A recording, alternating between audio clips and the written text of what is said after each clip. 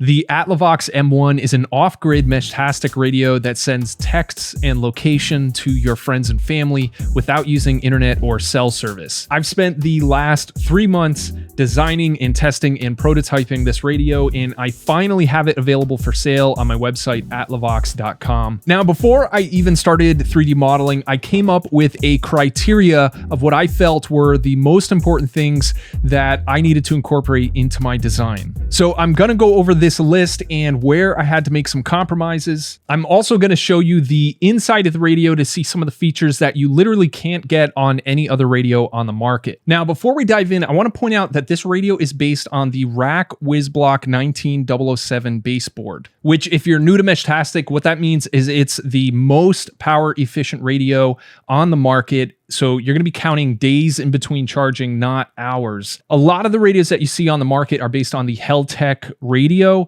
and they're just not power efficient. The other important thing to know is WisBlocks are modular. So that means you can customize and upgrade the radio down the road if you want to. So with that said, you can buy the M1 as either a fully assembled radio that you take out of the box, install the antenna, turn on the power switch, and pair to your phone using the free open source Meshtastic app. You'll immediately start to be able to chat with your local Meshtastic network. Or you can choose to just buy an empty case and you can build your own radio by supplying your own battery and WisBlock. So by the way, the case includes a power switch. I'm going to go over that in a little bit. But the thing that's cool about the case is that is going to enable me to eventually open up sales internationally. So you have options. You can either buy a fully functional radio out of the box, or you can get just the case and build your own radio. Now, I just have to figure out like all the import, export, tax, VAT kind of implications before I can open up international orders, but you can keep an eye out for that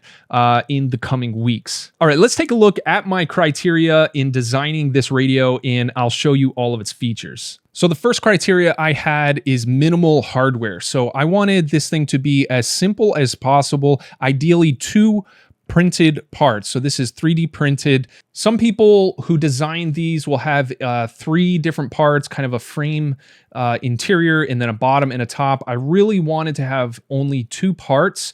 The other thing is I didn't want to have to deal with nuts and washers.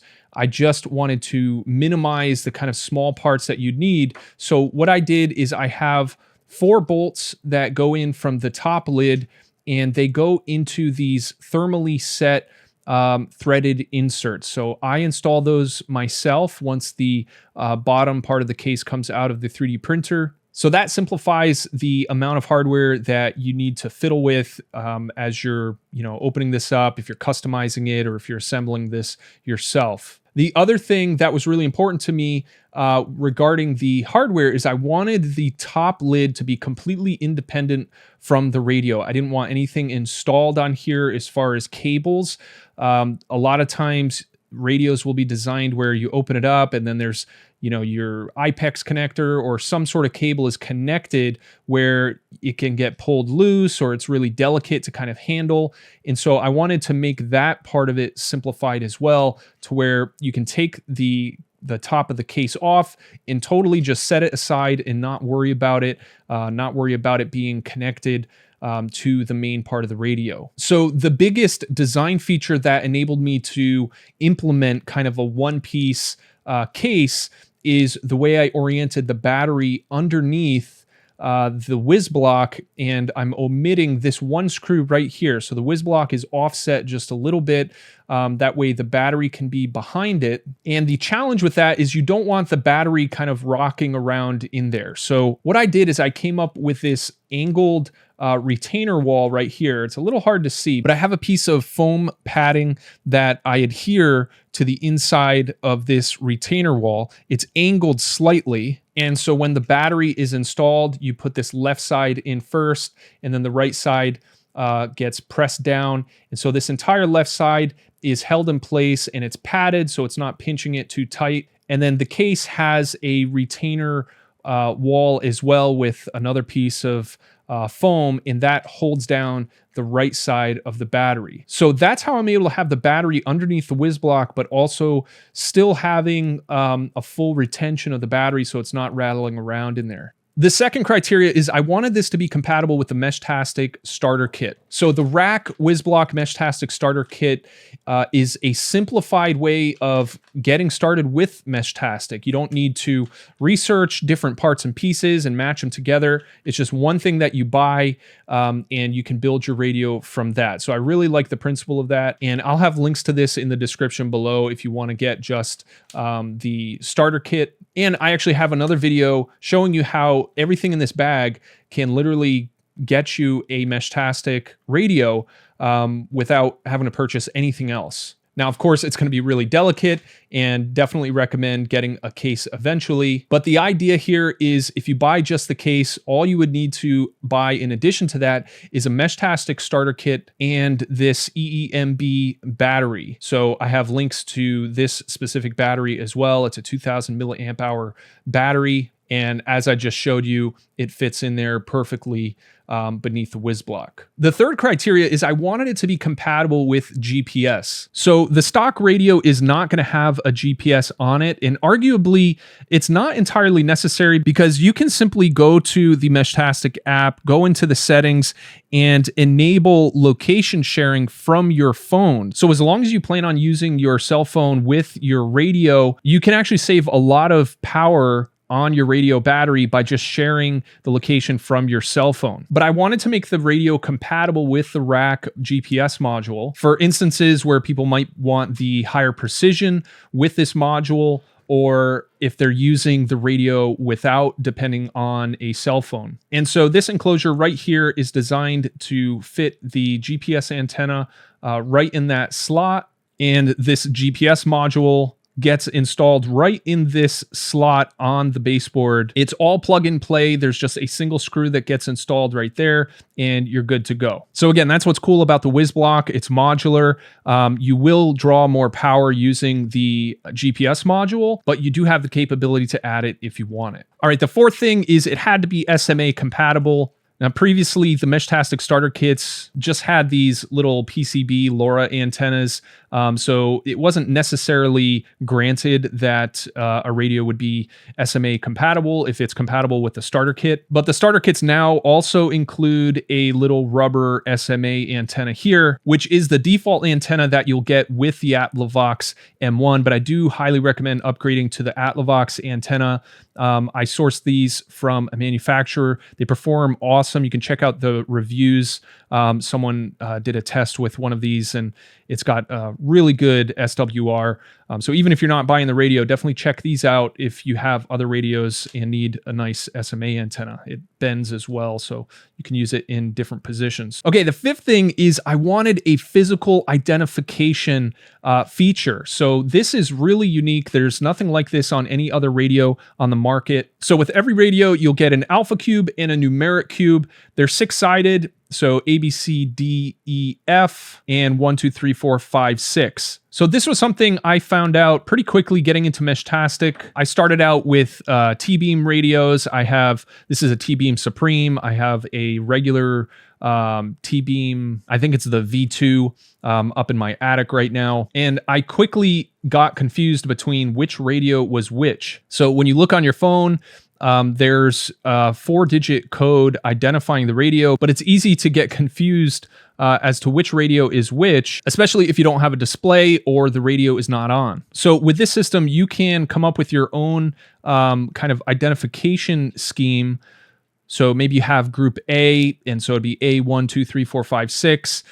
So you have flexibility for up to 36 different combinations to label your radios. And then the bottom of the lid has a couple of posts that hold those down in place so they don't rattle around. The sixth thing here is a power switch. So the rack WisBlock, although it is beloved by most people in the Meshtastic community, the one downside to the 19007 is there's no power switch. So most people end up having to solder a power switch and kind of come up with something themselves. What I've done with this kit, especially if you're just buying the enclosure, is it'll include this custom power switch. You can see the Atlavox logo right on there. So what this enables you to do is take your reverse polarity battery. It has to be a reverse polarity just like all batteries that you plug into a WisBlock. The battery plugs into this header right here, and the attached power cable is what will plug into the WisBlock.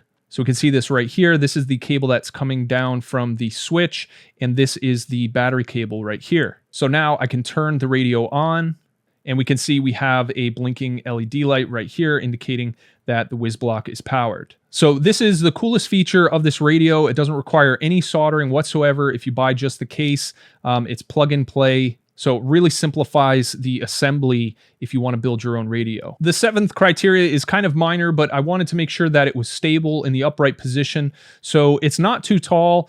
I put some raised bumps kind of at the very bottom here. That way, instead of resting on the entire bottom surface, it's just resting on the sides. So it's a lot more stable, especially on uneven surfaces. Number 8, heat resistance. So one of the most common things you'll see with 3D printed radios is if they're printed in PLA, there's different types of plastic that you can use for 3D printing.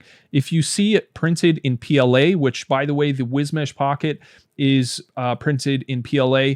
I'm going to compare these a little bit more later on in the video. We'll come back to this in a second. But the problem with PLA is in extreme heat, it can tend to warp. So what I've done is I've compromised and I printed the bottom in PETG, which is a much higher heat resistance compared to PLA, but I do have a PLA top here just because PLA offers a wider range of colors, and I really like this kind of olive green color that kind of fits the aesthetic, the kind of rugged aesthetic I was going for. But all of the important bits, everything on the inside is PETG, so you don't really have to worry about leaving it in your car on a hot summer day or anything like that. This isn't going to deform in that environment. Number 9, grip. So I incorporated some small design features that kind of give you a nice grip. The size is perfect. It fits right in your hand, will fit in a number of different types of pouches. I incorporated some lanyard slots at the top. This is a 3/4 inch lanyard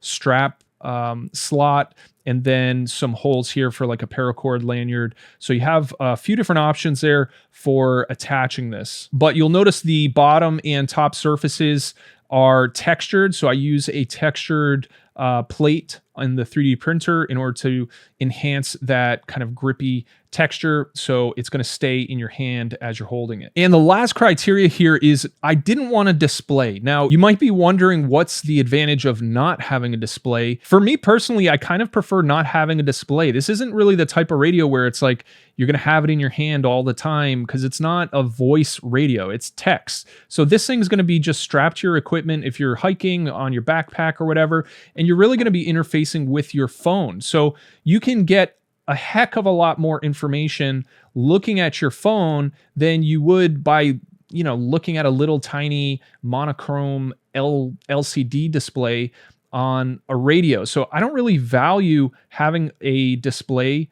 that much on a radio, and you're going to save power by not having a display, and it's kind of like one less thing to collect dust and things like that. Everything you're going to be doing interfacing and configuring your radio, you'll do right here on your phone. So you can go into your settings and you can configure and set all of the different parameters to customize the radio. And honestly, you'd be doing that anyways, even if it did have a display, you're going to be using your phone. So I actually see that as an advantage, but I do have some ideas in the future maybe for a model that does have a display, because I know there are a lot of people who would prefer them. But at least for this model, I really wanted to design kind of a minimalist radio that focuses on power saving and kind of minimal design. And here's the thing, if you do want a display, I would recommend going with the WisMesh Pocket. It's going to be a little bit more expensive than the M1 with basically, if a fully assembled M1 radio is $79 with the stock antenna, so with this antenna right here, your WisMesh Pocket, you might see some promotions going on. I know Rockland has them out of stock right now, but the retail price for this is $99. So you can save $20 going with this one. But if you really want the display, this is what you're going to want to go for. It's $20 more, but it also has your built-in GPS and it has accelerometer built in as well. This does use a different baseboard, which If you were to buy this baseboard on its own, they just released it as well, is $66, I think. It does include your power switch and user button on the side, which is pretty cool. So this is a pretty neat radio. If you need more of those bells and whistles, I'll have links to this down below as well. But for $79, you can have a fully assembled radio ready to go with a 2000 milliamp hour battery built in. Or if you just want to buy an enclosure, you can pick one of those up for $36.99. All right, so that's going to do it for this video as an introduction to the Atlavox M1 Rack WisBlock Meshtastic radio.